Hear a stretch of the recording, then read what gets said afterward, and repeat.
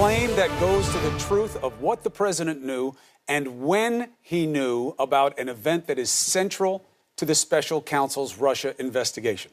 Let's get after it. We have CNN political analyst Carl Bernstein and Jim Sciutto, our chief national security correspondent for CNN. Jimmy, what do we know now? Well, Chris, tonight, sources with knowledge tell myself and Carl that Michael Cohen claims that then-candidate Donald Trump knew in advance about the June 2016 meeting in Trump Tower in which Russians were expected to offer his campaign dirt on Hillary Clinton. Crucially, these sources tell us that Cohen is willing to make that assertion to the special counsel Robert Mueller.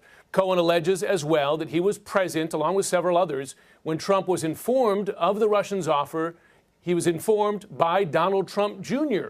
about that offer. By Cohen's account, Trump approved going ahead with that meeting with the Russians. Now, we should note that our sources said Cohen does not have evidence such as audio recordings to corroborate his claim. A source familiar with Cohen's House testimony said he did not testify that Trump had advanced knowledge. Cohen's claims were not mentioned as well in separate reports issued by both Republicans and Democrats on the House Intelligence Committee. Now, going back through that transcript, the question before Congress for Cohen is going to be, did they even ask him about it? So now there's a different state of play. Let's bring in Carl here. Timing. Why now? Because Michael Cohen is going around saying that he has information that shows that the president had foreknowledge of this event, as well as foreknowledge of other things that Cohen now is aware of. And we know that Cohen is, quote, flipping, attempting to flip on the president of the United States. He's also shopping for a get-out-of-jail card. If this information is true and accurate, and if it can be nailed down in testimony by others, it's very, very significant because the president has denied any foreknowledge of this event, and this meeting goes to the question of intent to collude, because indeed his son in that meeting made him, said to, in a communication, that he was willing to get information, I love it, he said, from the Russians at this meeting. All right, so before we get into the implications too deeply, let's get into the balancing part of this. Jimmy, what are you hearing from the president's side on this?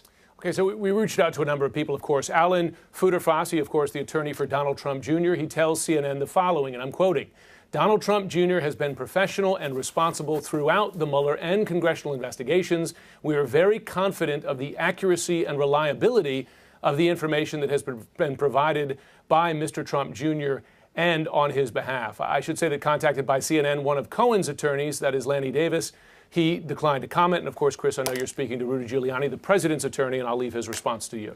Yes, thank you for mentioning that. We have Rudy Giuliani, the president's lawyer, was already scheduled to be on the show tonight. He's in the green room. He's listening to the reporting, and then he will get a full and complete opportunity to make his case to the audience. So in talking about this, interesting in that statement, Jimmy, nothing, and Carl, about rebutting the specific allegation from Cohen about the meeting and what he says he heard.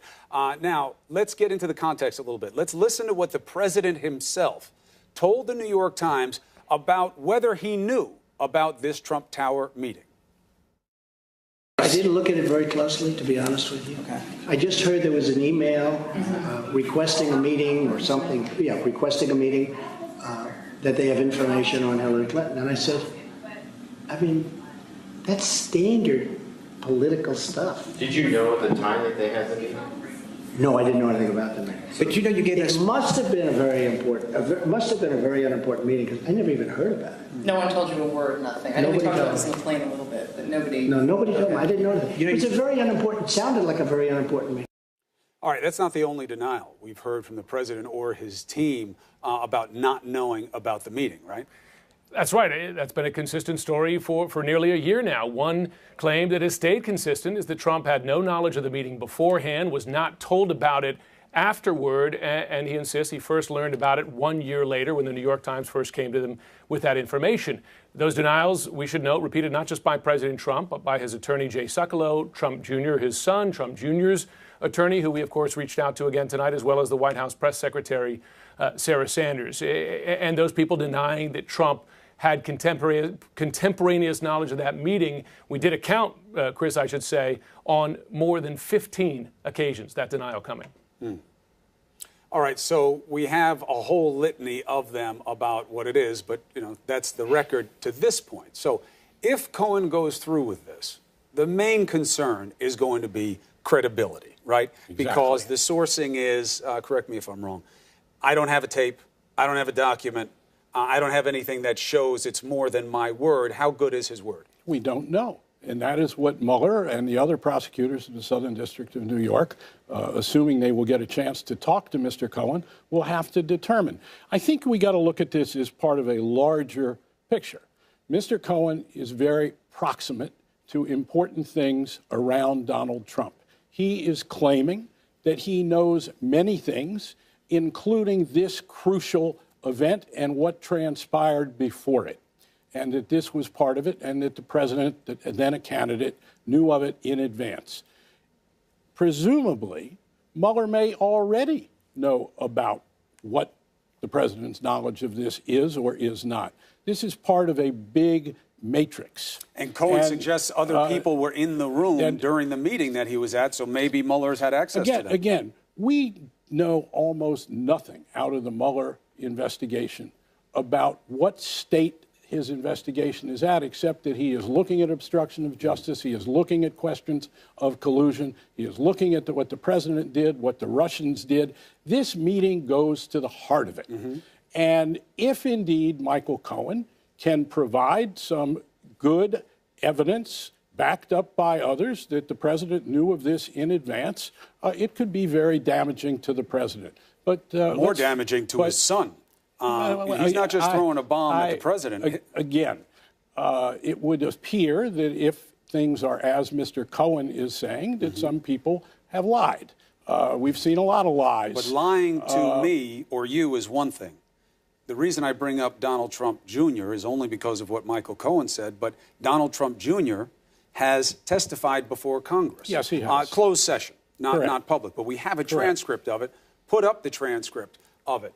Did you go up and talk to your father about it? No, I wouldn't have wasted his time with it. I never discussed it with him at all. And he said this to Sean Hannity. Did you tell your father anything about this? No. It was such a nothing. There was nothing to tell.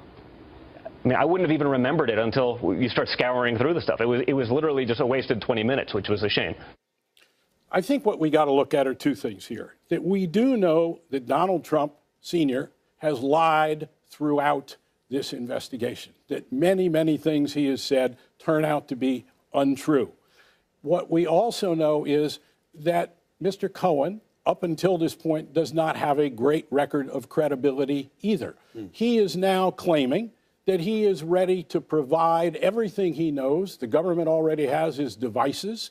They have his iPhone, they have his computer disks, and he says that he is willing to tell to the special prosecutor everything that he knows in exchange for some kind of leniency or immunity from prosecution. It is a high-stakes poker game that is going on here involving Cohen, involving the press, involving the President of the United States.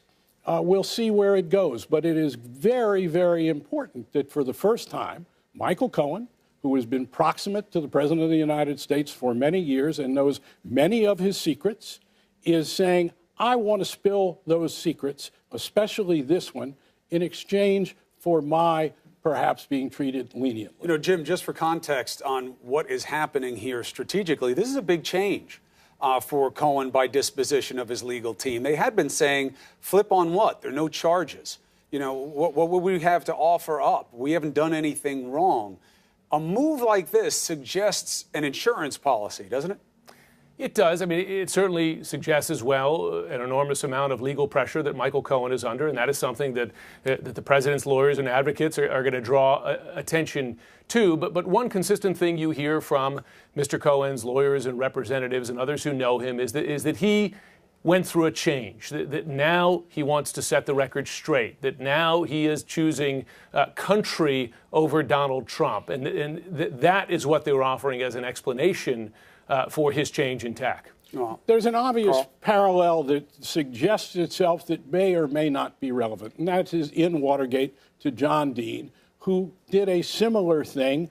He was part of a conspiracy. We don't know that Cohen and the president engaged in a conspiracy, but that's what some people are alleging.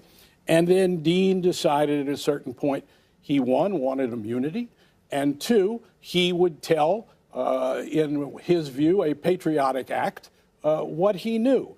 If Michael Cohen is doing something of the same thing, it could be very, very consequential. We now are going to find out as this goes along what facts he knows, what facts he doesn't, and the special prosecutor will deal with the question of his truthfulness, validity, and whether or not he wants to make a deal with Cohen. He might not want to make a deal with Cohen because he might have more evidence from elsewhere and doesn't need what Cohen has. That is a possibility. We are being told that this is about Cohen's team wanting to go to Mueller, not Mueller coming to them, the way it has worked up to this point. I think that's right. And obviously, you're going to hear Rudy Giuliani make this point for the president. You only know what you can show when it comes to matters of law. And that is the new bar, although this is a big allegation from Michael Cohen. Thank you, Carl Bernstein. Thank you, Jim Sciutto, for bringing it to us on Cuomo Primetime.